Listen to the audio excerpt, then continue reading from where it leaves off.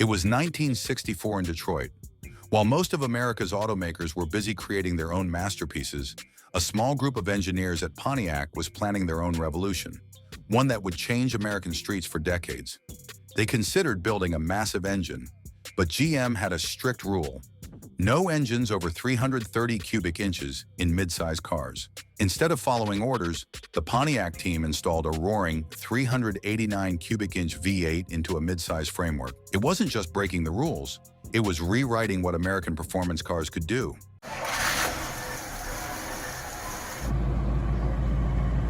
Let's go back to 1955, the actual start of Pontiac's story. Though, to be honest, things weren't inspiring at that time. While Chevrolet and Ford were duking it out in America's expanding horsepower race, Pontiac was still cruising along with its old flathead, straight-eight engines. Reliable? Absolutely. But exciting? Not even close. However, within Pontiac's engineering team, activity was beginning to heat up. A dedicated group of engineers, fed up with the brand's lackluster reputation, decided they no longer wanted to produce cars aimed at conservative drivers. Instead, they aimed to create vehicles that would make an impact. That's when they started developing a brand new engine, the 287 cubic inch V8. And here's where things get really interesting. Most automakers were designing complex overhead valve engines with bulky rocker shafts. However, Pontiac had a secret weapon: an engineer named Clayton Leach. Back in 1948, a full 7 years before this new V8 came to life, Leach had quietly designed a stamped steel rocker arm system. It was simple, light, and incredibly effective. His idea made valve operations smoother, reduced weight, and cut down production costs. It was such a clever design that Ed Cole, Chevrolet's chief engineer at the time, took notice. When Chevrolet began developing its new small block V8 in the early 1950s, Cole reached out to Pontiac with a request. Could they use Leach's rocker arm design? Pontiac agreed. And here's the part most people don't know. Chevrolet's famous small block V8, the engine that became a legend in hot rodding and powered millions of cars for decades, actually owed part of its brilliance to Pontiac engineering. But since both engines launched in 1955 and Chevrolet had the marketing spotlight, Pontiac's contribution was quietly forgotten. Chevy got the fame. Pontiac got the satisfaction of knowing they'd helped build one of history's most significant engines. Still, that wasn't enough for Pontiac's engineers. They weren't finished. In fact, they were just getting warmed up. Here's something that will genuinely amaze you about Pontiac's early V8 engines. They cooled themselves in an opposite way from all others. When Pontiac introduced its first modern V8 in 1955, it didn't just imitate what Chevy or Ford was doing. While those companies sent coolant through the engine block first and then into the cylinder heads, Pontiac engineers reversed the approach. They pumped coolant directly into the cylinder heads initially, and only then allowed it to flow down into the block. Sounds strange, but there was genius behind that madness. Pontiac called this setup the Gusher valve cooling system, a name that fit perfectly. The thinking was simple but clever. Target the hottest parts of the engine, the exhaust valve seats, with the coolest water first. By doing that, the engine ran more evenly, valve temperatures stayed under control, and wear on critical components was dramatically reduced. This wasn't just theory, it worked. Engines stayed cooler under load, the heads resisted warping, and Pontiac could skip using hardened valve seat inserts that others needed for the mid-1950s. That was cutting-edge stuff. But like many bold ideas, it had a catch. Those tiny water distribution tubes in the cylinder heads, the ones that made the system work, also became its weak point.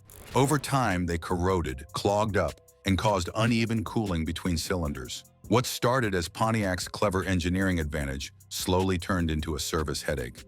By 1960, the complaints and warranty claims had piled up enough that Pontiac quietly retired the Gusher system. No press release, no big announcement. They just redesigned the cooling to follow the conventional layout that everyone else used. From 1955 to 1960, Pontiac distinguished itself by focusing on more brilliant, longer-lasting performance rather than merely chasing horsepower. Hit that subscribe button right away and hype if you've loved this video so far. Then came 1961, the year Pontiac decided to give their V8 the recognition it deserved. They branded it the Trophy V8, and this time, the name actually meant something. Pontiac's engines were cleaning up on both NASCAR tracks and drag strips across America, so calling it a trophy wasn't marketing fluff. It was a reflection of what was really happening on the asphalt. The 389 Trophy V8 came in more versions than most people realize. You could get a mild one with a single two-barrel carb, putting out around 215 horsepower, perfect for a full-size family Catalina. Or you could go all the way up to the wild tri-power setup, featuring three two-barrel Rochester carburetors working together to unleash up to 348 horsepower. That tri-power system was pure Pontiac brilliance. For everyday driving, only the center carburetor operated, which kept things smooth and even saved a bit on fuel. But when you buried your right foot into the pedal, those two outer carbs roared to life, flooding the intake with air and fuel. Suddenly, your calm Sunday cruiser transformed into a fire-breathing street machine. It was like having Dr. Jekyll and Mr. Hyde under your hood, polite during the week but completely savage on weekends.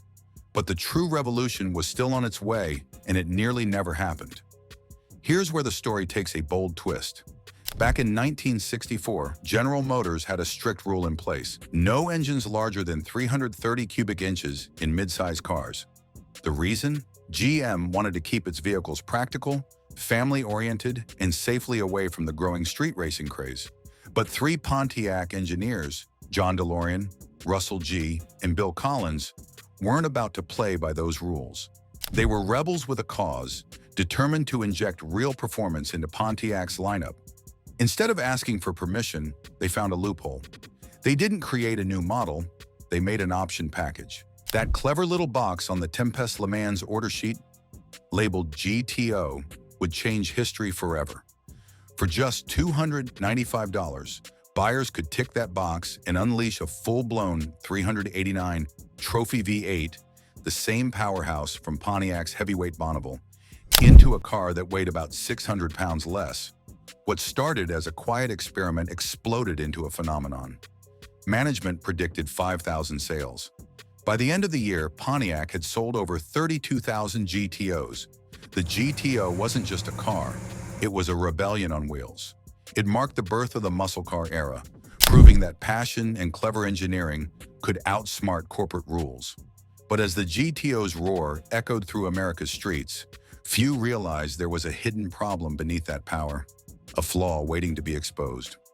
Every legendary engine has a defect, and for Pontiac's 389 V8, it came in the form of one small but deadly part: the nylon-coated cam timing gear. Pontiac engineers originally used this design to reduce engine noise and make the car feel smoother on the road. It was a clever idea at first. Quieter operation meant a more refined driving experience. But there was a hidden problem. The nylon coating wasn't built to last. After years of heat, stress, and wear, it would begin to crack, flake off, and eventually disintegrate.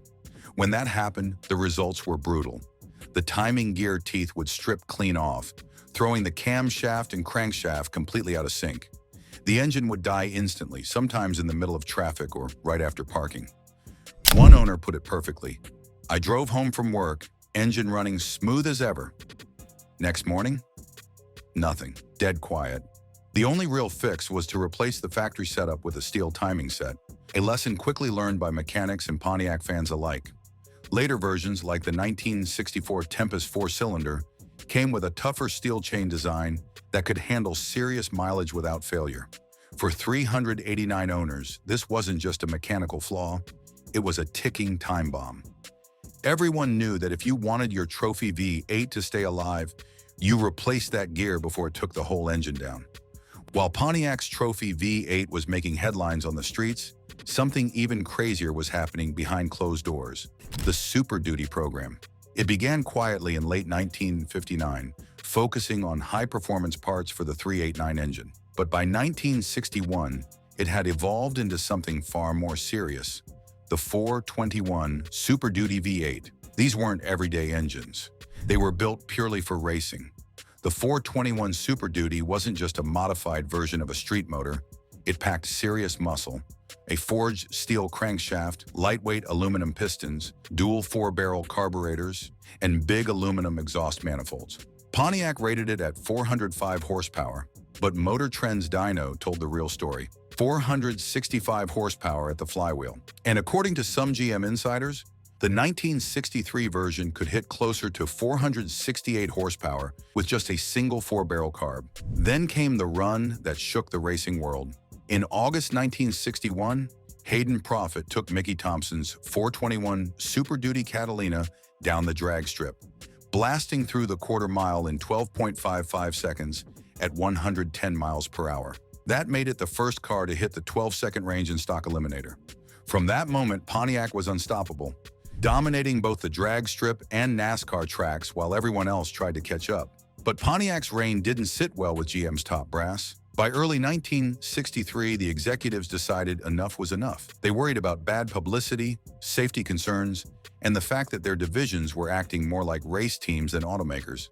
So in January 1963, GM issued a company-wide racing ban, ending Pontiac's Super Duty program overnight. Just like that, the wild ride was over. Only 88 Super Duty 421 engines were built that year, making them some of the rarest and most legendary power plants in Pontiac history. While the Trophy V8 was building its legend, Pontiac engineers decided to take a wild detour, one that still makes gearheads shake their heads. In 1961, Pontiac needed a fuel-efficient engine for their new Tempest compact car. The problem? No money to design one from scratch. The solution? Literally cut their 389 V8 in half. And no, that's not a figure of speech. Pontiac took the right bank of the 389, 4 cylinders set at a 45-degree angle, and called it the Trophy 4. It displaced 194.5 cubic inches, shared 28 major parts with the original V8, and could even be built on the same production line.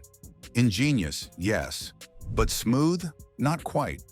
The Trophy 4 was huge for a 4-cylinder, and physics doesn't play favorites. Any engine over 2.5 liters without a balance shaft is going to shake like crazy.